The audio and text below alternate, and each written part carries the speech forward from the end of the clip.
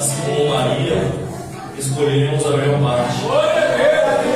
Viemos nos assentar, nos achegar para ouvir a voz do Senhor.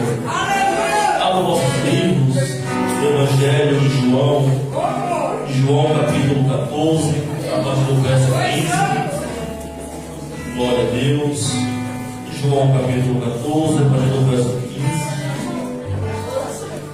Hoje é um daqueles dias que a gente pede para aquele que está dirigindo o culto, dá só 20 minutos ao pregador. Você pode pregar todo dia, mas todo dia que você for pregar, subir aqui em cima, é como se fosse a primeira vez. As pernas tremem, está dor de barriga, você dá vontade de passar a oportunidade para outro, ir para casa. Poderia ser mais fácil para pregar o Evangelho, né?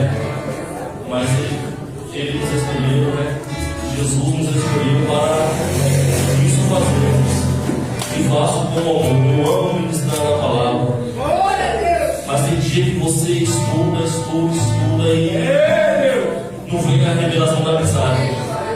Tem texto que você pega o texto, você já abre, você já leu um versículo, você já vê a Bíblia toda na sua mente. Mas tem momento que você vai ler o texto e a revelação não vai vir. Hoje foi um dia daquele. Glória a Deus, tem parado conosco nessa noite. João capítulo 14, a partir do verso 15, diz aqui: se mim amais, guardareis os meus mandamentos, e eu orarei ao Pai, e Ele vos dará outro Consolador, para que Ele possa habitar convosco para sempre, o Espírito da verdade, que o mundo não pode receber, porque não vê nem o conhece, mas vós o conheceis, porque Ele habita convosco e estará em vós. Eu não vos deixarei sem consolo, eu voltarei para vós. Ainda um pouco, e o mundo não me verá mais, mas vós me vereis, porque eu vivo e vós vivereis também. Naquele dia sabereis que eu estou no Pai, no meu Pai, e vós em mim, e eu em vós. Aquele que tem os meus mandamentos e os guarda, esse é o que me ama. E aquele que me ama será amado de meu Pai, e eu o amarei e me manifestarei a ele. Disse-lhe Judas, não Iscariote: Senhor, o que houve que te has de manifestar a nós e não ao mundo? Jesus respondeu e disse-lhe: se alguém me ama, ele guarda as minhas palavras, e meu Pai o amará, e iremos a ele e faremos nossa morada nele. Quem não me ama não guarda as minhas palavras, e as palavras que ouves não é minha, mas do meu Pai que me enviou. Essas coisas vos tenho dito, estando ainda convosco, mas o Consolador, que é o Espírito Santo, o Pai enviará em meu nome. Ele vos ensinará todas as coisas e vos trará a lembrança todas as coisas, tudo quanto eu vos tenho dito. Eu deixo-vos a paz, a minha paz eu vos dou. Não a dou como o mundo a dá. Não se turbe o vosso coração, nem fique com medo. Ouvistes o que eu vos disse, eu vou e voltarei a vós. Se me amasseis, alegrai-vos e eis, por eu ter dito, eu vou para o Pai, porque meu Pai é maior que eu. E agora eu vos digo, antes que aconteça, para que, quando acontecer, vós possais crer. Vamos ter que cubrir a sua cabeça, fazer uma ministração de oração. Vamos amarrar o gigante nesse momento, né? Soberano Deus, eterno Pai, meu Deus, em nome de Jesus, Pai, eu apresento a Ti a ministração dessa palavra, Senhor. Meu Deus, que essa palavra, qual foi lida nesse momento, Senhor, ela produza o resultado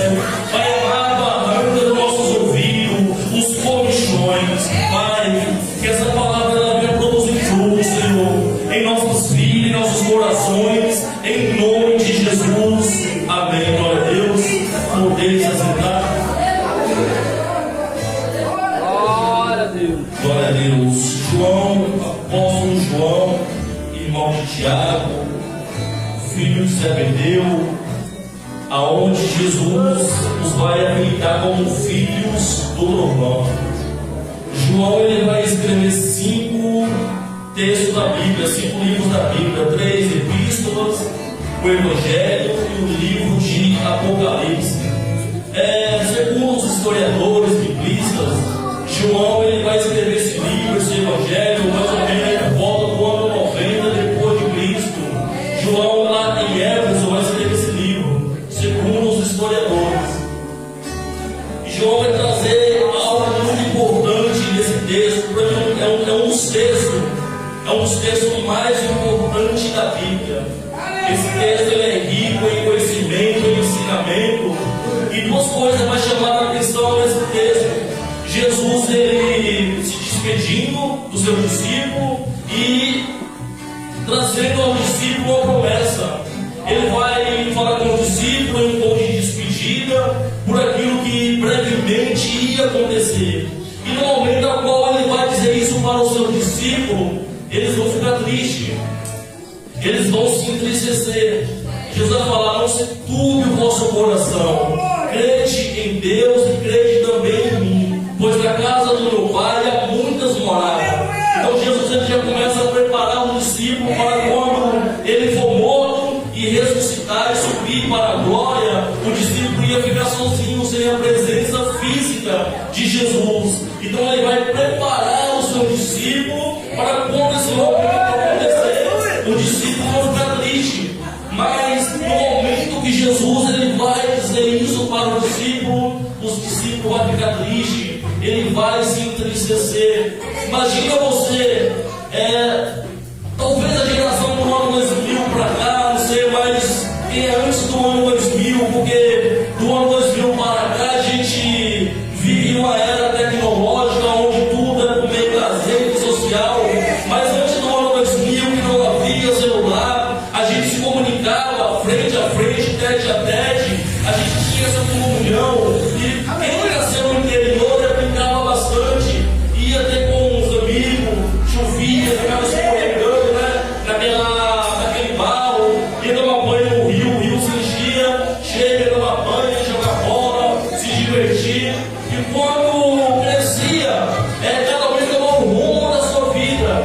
Então os amigos iam se separar. E naquele momento que se separava, era um momento de tristeza, era um momento onde a gente não queria se afastar daquela amizade.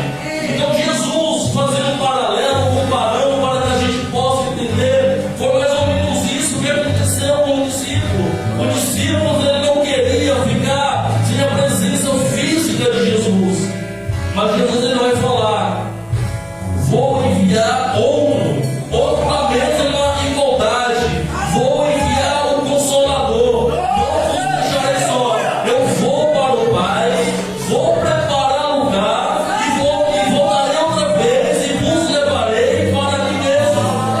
Olha a promessa com Jesus ele vai fazer para o discípulo.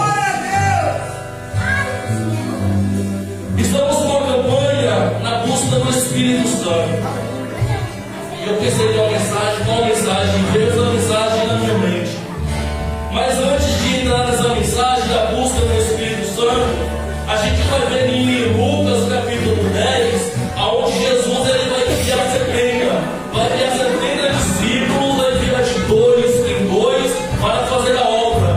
Em cidades, aldeias, qual Jesus ainda não tinha ido, ele vai enviar esses discípulos, 70 discípulos, de 2 em 2 para fazer a obra, a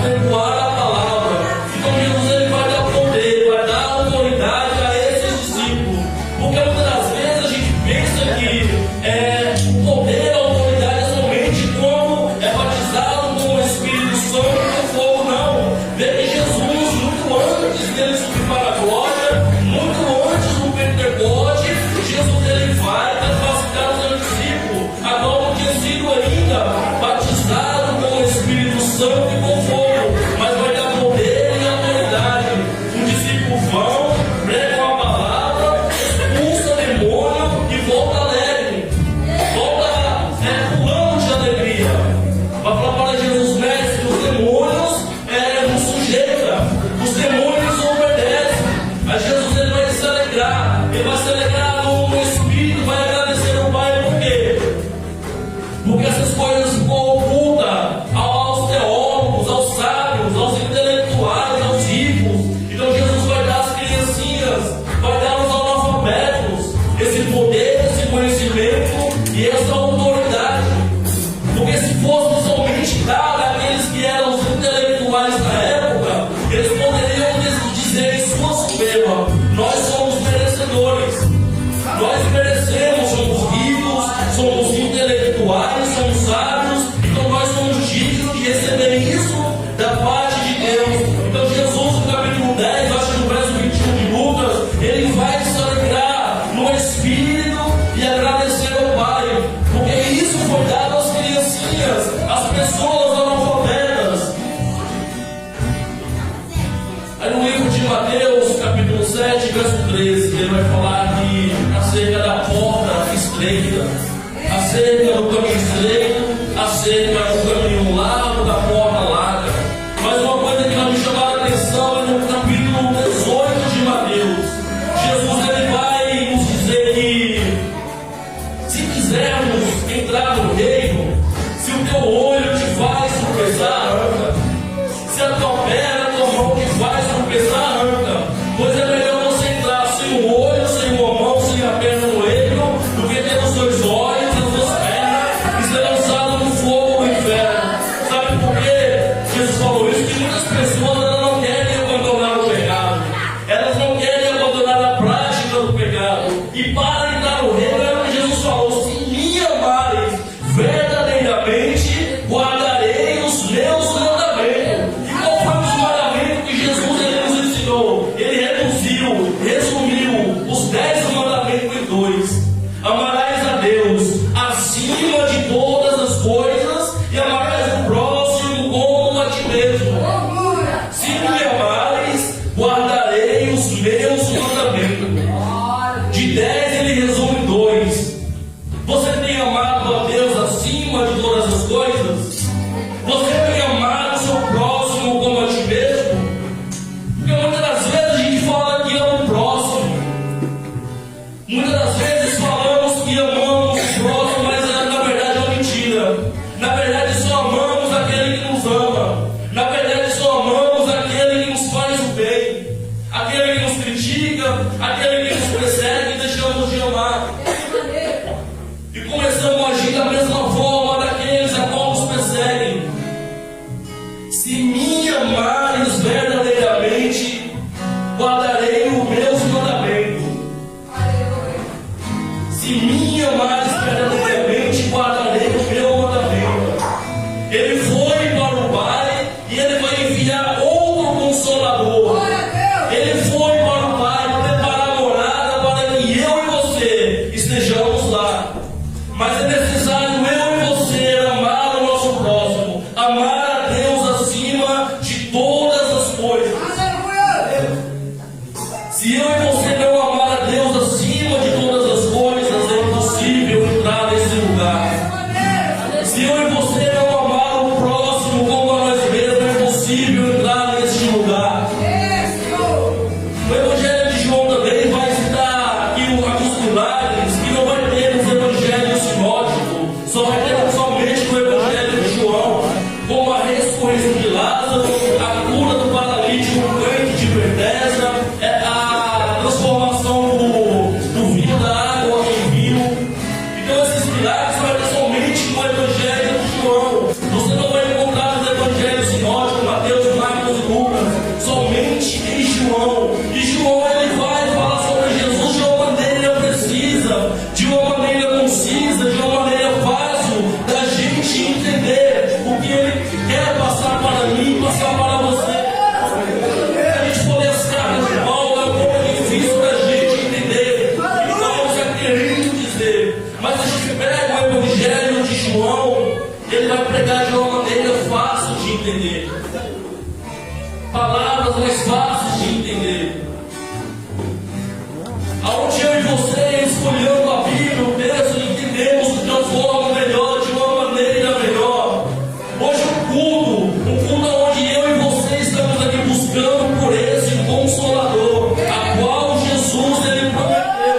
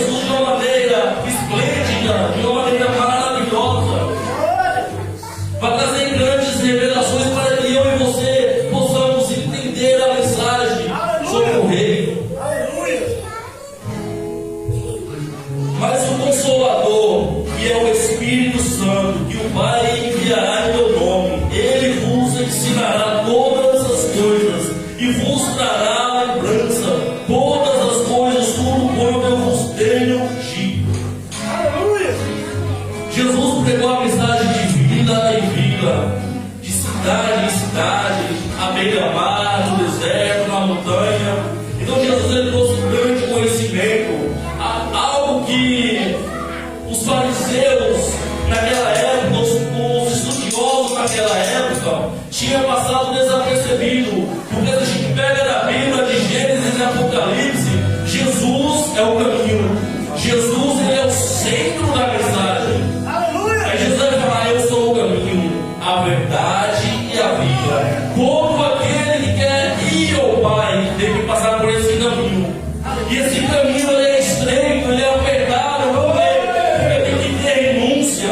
Esse caminho tem que ter renúncia, tem que ter mudança, tem que ter transformação. Se esse evangelho não causar mudança, transformação em nossas vidas, ao nosso modo de ser, ao nosso modo de viver, não é esse evangelho.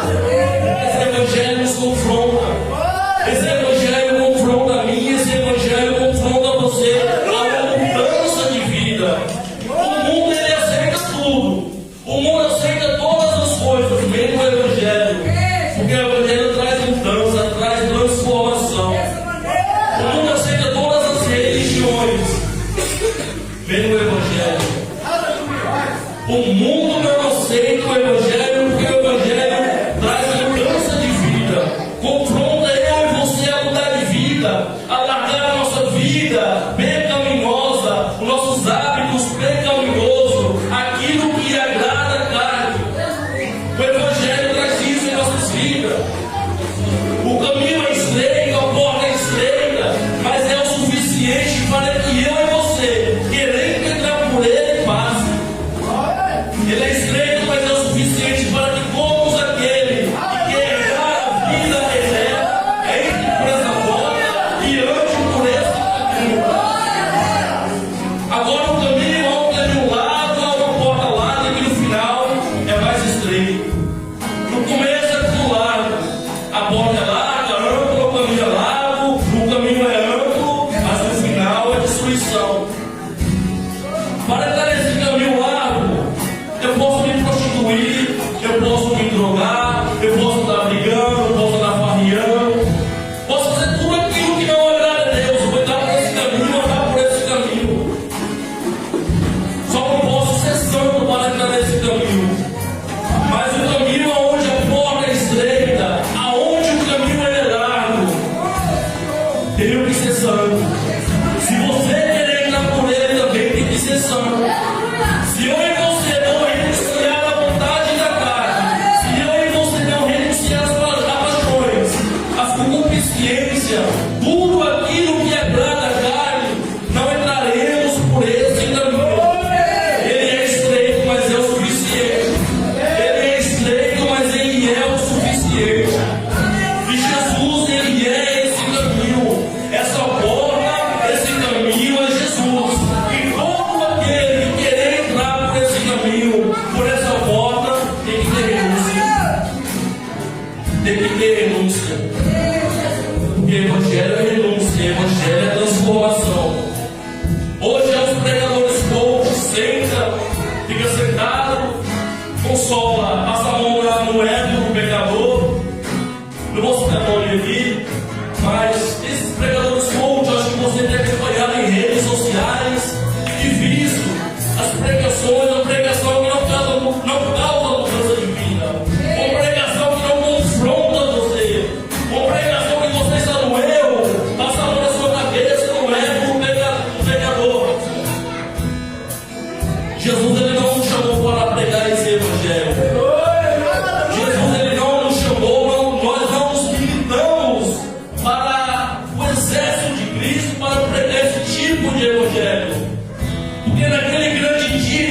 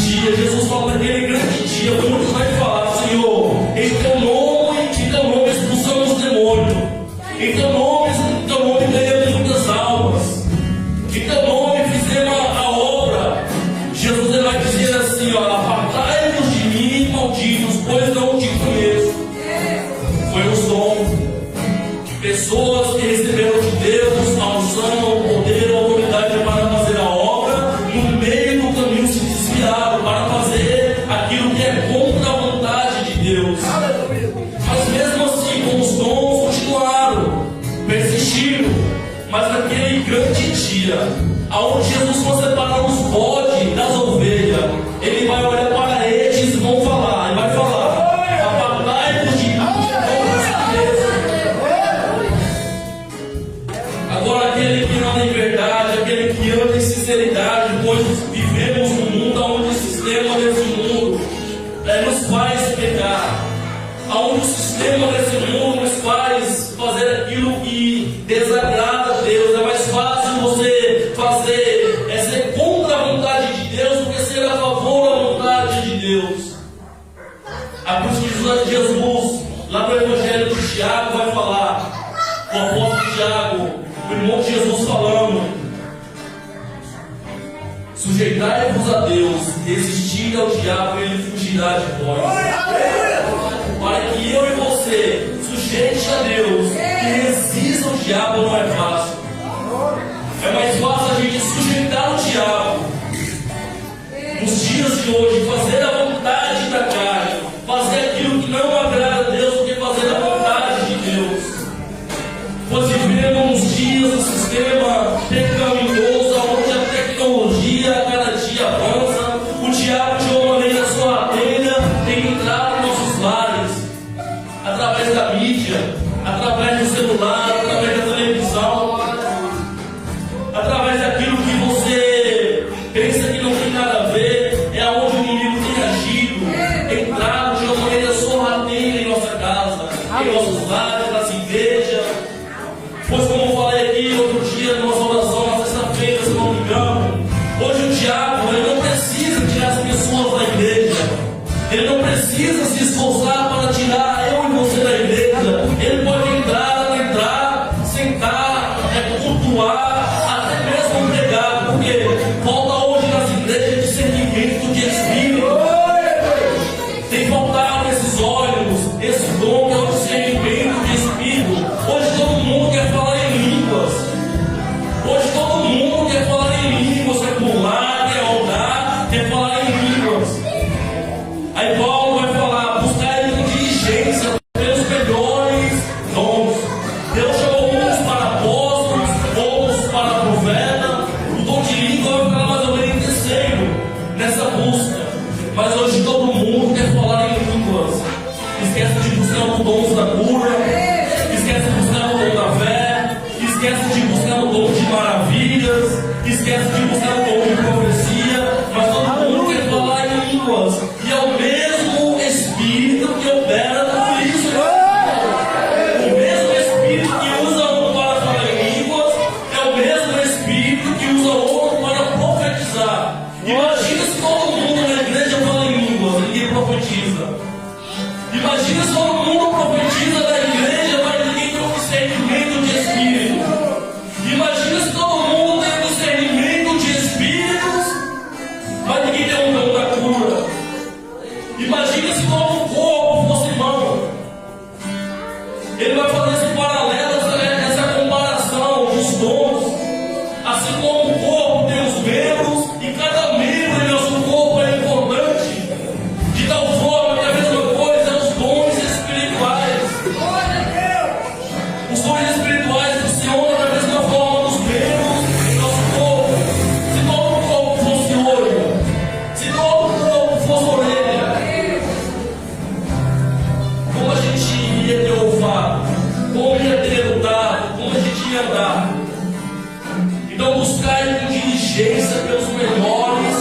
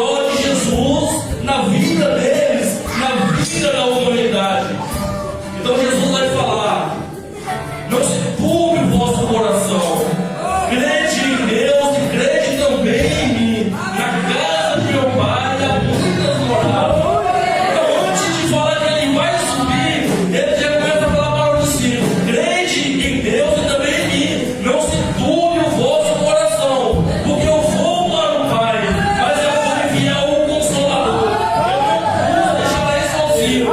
Porque aquele que meu Pai vai enviar habitará dentro de vós. Mas os discípulos estavam acostumados com a presença física. Estavam acostumados a pegar em Jesus, a andar com Jesus, a ver Jesus. Mas aquele que Jesus ia enviar é da mesma igualdade com o Pai, o Filho e o Espírito Santo, é da mesma igualdade. Não é que o Pai é maior, o Filho é menor, o Espírito é menor, não, é da mesma igualdade. Então Jesus, ele subiu, mas ia enviar outro Consolador, outro da mesma igualdade, para estar habitando dentro de mim e dentro de você. Aleluia, Deus! Glória a Deus! Jesus vai falar que o Espírito ao qual o mundo não pode receber, o Espírito ao qual o mundo não pode ver. Pois Jesus vai falar também que, pelo breve momento, o mundo não mais ia ver a Ele. Por quê? Porque o mundo estava acostumado a ver Jesus de uma maneira física, ver Jesus andando, pregando a palavra. Eles viam naquela época. Eu e você não temos imagem, não temos um vídeo, não temos uma foto de Jesus, mas ele andou fisicamente há 2000 anos atrás aqui na terra. E aqueles naquela época viam a Jesus, estavam vendo a Jesus. E Jesus ia subir, e a sua presença ia ser totalmente espiritual. E ela ia habitar dentro dos seus discípulos. No Pentecoste, onde havia 500, mas 120 permaneceram buscando. E aqueles 120 receberam a presença, o batismo do Espírito Santo e com fogo. Glória a Deus! Muitas das vezes demora para receber o batismo com o Espírito Santo e com fogo. Glória a Deus! Mas por quê? Porque muitos desistem no meio do caminho. Porque muitos no meio do caminho param de buscar, param de jejuar, param de ser obedientes. O segredo é a obediência. Aquele que me ama, guardareis os meus mandamentos. Então o segredo é a obediência, guardar os mandamentos. Esse é o segredo. Permanecer firme, permanecer na presença, ser fiel na presença. Então ele veio e faz morada. Mas muitos no meio do caminho começam a desistir, começam a te buscar, porque não é algo simples. Mas Jesus vai falar também nesse mesmo texto que tudo aquilo que pedimos ao Pai, em seu nome receberemos. Então quando você pedir algo a Deus, você crê que já recebeu. Não duvide em seu coração. Muitas vezes pedimos algo a Deus e não, será que Deus ele vai me conceder isso? Mas por que você pedir a Deus, certifique-se que esteja no centro da vontade de Deus. Aleluia! Se o que você está pedindo a Deus é a sua vontade. Porque também no livro de Tiago vai nos dizer que muitas das vezes pedimos e não recebemos porque pedimos mal. Então, tudo que pedimos a Deus, ao Pai, em nome de Jesus, nos será dado, mas desde que esteja no centro da vontade de Deus. Se não estiver no centro da vontade de Deus, é impossível. Vou pedir para que a igreja se levante, fazer uma oração. Em nome de Jesus. Aleluia! Então, a partir de hoje, todas as vezes que você estiver orando, crede que já recebeu. Peça no nome de Jesus, mas creia que você